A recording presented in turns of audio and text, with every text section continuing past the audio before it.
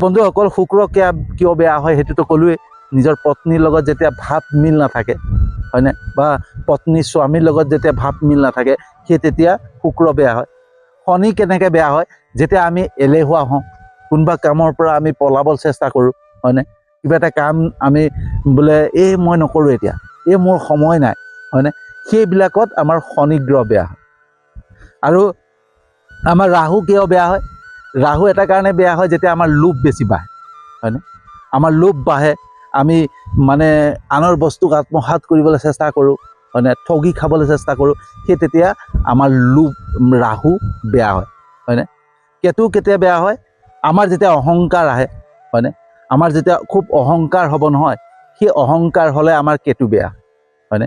আমি আধ্যাত্মিকতাৰ পৰা যেতিয়া দূৰ হ'ম, আঁতৰ হ'ম, হয়নে, ঈশ্বৰক প্ৰাৰ্থনা নকৰিম, ঈশ্বৰৰ ওচৰত চাকি বন্তি নজ্বলাওঁ,